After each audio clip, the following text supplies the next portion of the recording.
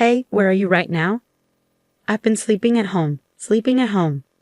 There's no sign of my husband at our home where I am now. He's lying to me.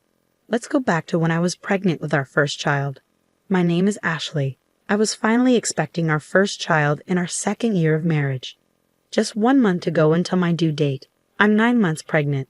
While I'm excited about the birth, I can easily imagine the confusion of going through childbirth and child rearing for the first time.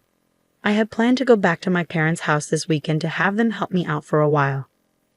I mentioned the idea of going back home to my husband during the stable period of my pregnancy, but I thought he had probably forgotten, so I brought it up again today. While I was relaxing and watching TV, my husband casually mentioned, "Heading back to your parents? Oh yeah, you mentioned that. If you're going, just go. I can handle things here just fine without you." I was shocked by his dismissive tone, but I didn't want to argue, so I decided not to argue back. "Well, I'll be going back this weekend. Our baby is due next month, and I plan to stay there for a month or two after giving birth. So I'll probably be back in about 3 months. Please make sure the baby's room is clean and ready." Okay. I would have done it anyway. "Oh, and I can't see you off this weekend because I have to work." "Oh, all right." I had hoped he would at least come with me to the station, but that hope faded fast. I knew he was always busy with work, even on weekends. But I wish he would think about how hard it will be for me, heavily pregnant and with lots of luggage, to manage on the train. I understand he's busy, but I do feel lonely sometimes. I don't want our soon-to-be-born baby to feel lonely either. Plus, I'm worried about whether we can raise our child together like this. When did he become so distant? With these mixed feelings, I started packing. Since I still had time before going to my parents' house, I decided to send most of my luggage through a delivery service. I had already cleaned the house from top to bottom when I started my maternity leave early. They say pregnant women have a nesting instinct. I had set up a crib and prepared a space for the baby, excited to start our new life as a family of 3. When I returned after 2.5 months, I found that my husband was being really messy despite my efforts to clean up before leaving. Maybe I cleaned too early, but still he seemed to have forgotten how to live in a tidy home. He'd leave half-empty drink bottles lying around and ignore the cardboard boxes from his online shopping. I realized that I'd never seen him cook or clean since we got married.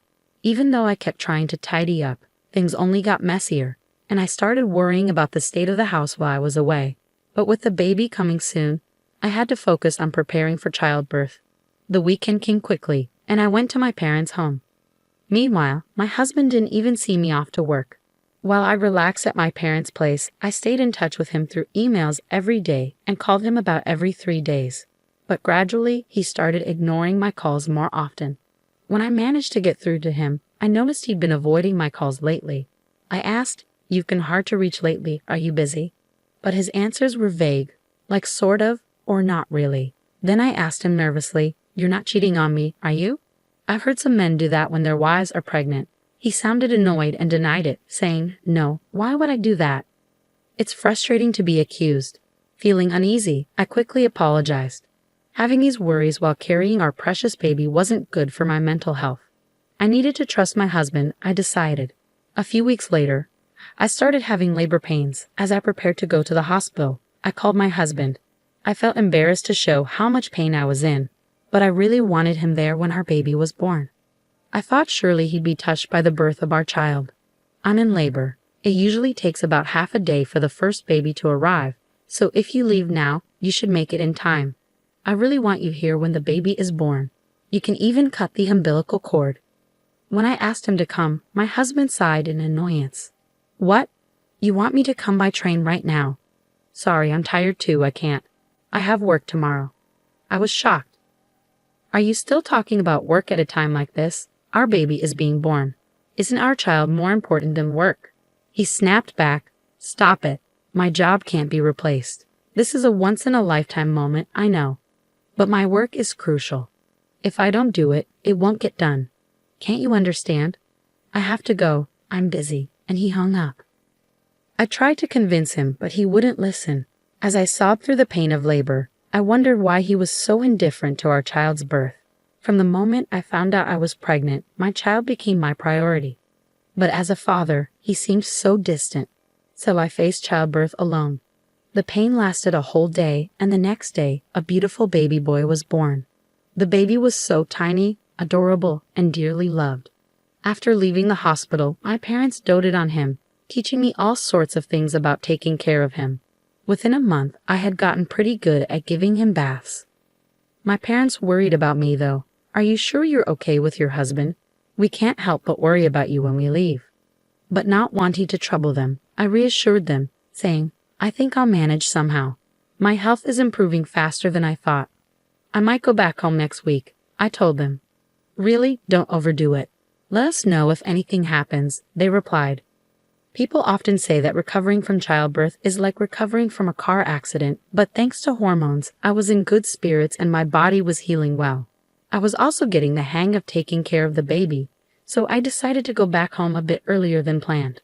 While I stayed with my parents, my husband hardly reached out, and even when I sent him photos and videos of our son, he didn't seem interested.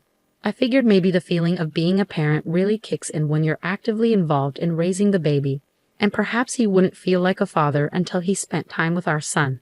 That's what I hoped, at least. It kept me going. I decided to surprise my husband by having my parents drop me off at home. I didn't tell him I was coming, but he should have been home since it was his day off. I wondered how he'd react when he saw our baby for the first time. Would our baby like our home? After a few hours' drive, we got home. I held our son while my parents brought in our luggage, and I unlocked the door. But when we walked in, the house was dark and silent. "We're back a bit earlier than expected, but we're home now." "Huh, no one's here. What's that smell?" As we stepped into the living room, a terrible odor hit us. When we turned on the light, we couldn't believe what we saw. The room was a mess, like a garbage dump. Dirty dishes and half-eaten food cluttered the sink. Clothes and trash were strewn all over. And there was even moldy juice sitting out, stinking up the place. The table was covered in stains and grime. The bathroom was also filthy, with black mold in the shower and sink, and the toilet was dirty and smelly. And worst of all, the crib we had prepared for our son was filled with unused cardboard boxes and trash bags. I had asked them to keep the house clean for our baby, but this was the opposite, and I was shocked. There's no way we can live in such a dirty house, and I'm especially upset about the crib being ruined. Seriously, what's going on here? There was no way we could raise a baby in a place like this. My parents were furious and searched for my husband, checking every room, but he was nowhere to be found. Where could he be on his day off? Was he working another weekend shift? But we couldn't even confirm if he had been working those shifts before. He wasn't paid extra for weekend work, and his company followed the regular work schedule. I had been suspicious of his disappearing acts on weekends. "Let's try calling him," I suggested. Unable to bear being in the messy room any longer, I ushered my confused parents outside and dialed my husband's number. But he didn't pick up. Finally, after the third attempt, he answered. "Hey, where are you?" I asked. "I'm at home," he replied. "Why?" "Just at home," he repeated. We had searched the entire house, but there was no sign of my husband. Could he possibly be buried under all this trash? But we couldn't sense anyone there, and his voice didn't sound like he had just woken up. Then I heard a woman's voice on the phone. I couldn't make out what she was saying, but it was definitely a woman's voice. That's when it hit me. He's cheating on me. I can't believe he'd do this while neglecting our child. The house was a disaster while we were away, and he was cheating on me. I was furious. A father like him isn't needed for our son. I'm done with a husband like this. If he prefers that other woman, then he can have her. How can you live in such a filthy and foul-smelling house? Oh, I understand. Maybe a burglar broke in. I need to call the police. What? But you're at your parents' house, right? What are you saying? Suddenly, my anger boiled over at my husband's evasiveness, and I raised my voice. You're the one lying about being at home, aren't you? Stop pretending. It's completely unacceptable to let the crib turn into a mess. I'm not returning to this house. We're getting a divorce. I ended the call abruptly and quickly reported to the police about the supposed burglary, intending to confront my husband. I instructed my parents and son to head back to my parents' house and waited for my husband in front of our home. The police arrived before my husband did. I welcomed them into the house as if they were guests, and soon after, I spotted my husband approaching, accompanied by another woman. As my husband came closer, his expression seemed to say, "This is bad." I confronted him, saying, "Hey, You weren't supposed to be back until next month. But who is she? The woman next to him glared at me, her arms crossed. And who are you, for that matter? She retorted. Despite encountering his mistress, I strangely felt calm. I decided to question the woman. It turned out my husband had been meeting her without revealing he was married. I was so disgusted with him that I didn't know how to react anymore. Hey, at least let me explain, my husband pleaded, trying to grab my shoulder, but I slapped his hand away, not wanting him to touch me. Don't touch me. It's disgusting. The police are checking the room right now. I hope you're embarrassed having them see the mess you've made. I'm leaving now. You can explain to the police. Goodbye. Leaving them stunned, I went back to my parents' house, ignoring the numerous calls from my husband. That night, I finally decided to respond. It seemed he had explained the situation to the police, and he returned home looking troubled. It must have been embarrassing for him to see the police struggling in the messy room, but he brought it upon himself. After being rejected by the woman he had been deceiving, all that was left for him was shame and a wrecked house. Please, I'm sorry. Come back. I've been looking forward to seeing our son, he pleaded. If he truly felt sorry, he should have come to my parents' house at least. Thinking he could apologize over the phone, and everything would be fine shows what kind of person he is. I can't imagine a future with him. Even though you never showed any interest before, you suddenly care. You weren't even there when I gave birth, despite me asking you to come several times, I pointed out. Well, I thought you knew that I would. I'll clean up the room. I can't do household chores without you. I need you, he pleaded. I could imagine my husband growing more desperate and flustered on the other end of the line as I continued to reject him. No matter how much you beg, it's not happening. You should have stuck with that woman. If you can't handle housework, have her do it for you, I responded firmly. But that was just a fling. It was a momentary lapse. You're the only one for me, Ashley, he insisted. A fling? Weren't you seeing her every time you said you had to work overtime? I countered. Well, that's a different... He trailed off, unable to explain himself. I pressed my husband, who was mumbling incoherently, and he confessed that he had been cheating on me with multiple women from his high school that he had reconnected with at a friend's wedding party. He's a scumbag either way. There's no point in talking, I thought to myself as I listened to him desperately apologizing, his voice close to tears. I can't believe it. You disgust me. Were you planning to touch our son with those hands? Unthinkable, I said, feeling a chill run down my spine. I won't do it again. I'll come to pick you up right now. I want to see you and our son. I'll prove my sincerity. Let's go home together, he pleaded. I couldn't believe what I was hearing from his defiant voice.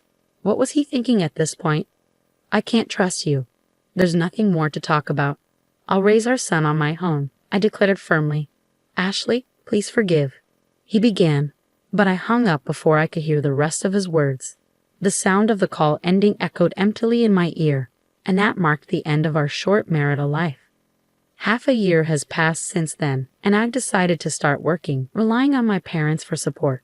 Once I've saved up enough money, I intend to leave my parents' house and start living on my own with my son. I'm in the midst of divorce negotiations with my husband, mainly for the sake of alimony. Despite his limited experience living alone, my husband is apparently unable to manage household chores, and most of his meals are from dining out, leaving his house in disarray. However, that's no longer my concern. I will do my best, showering my son with abundant love and care,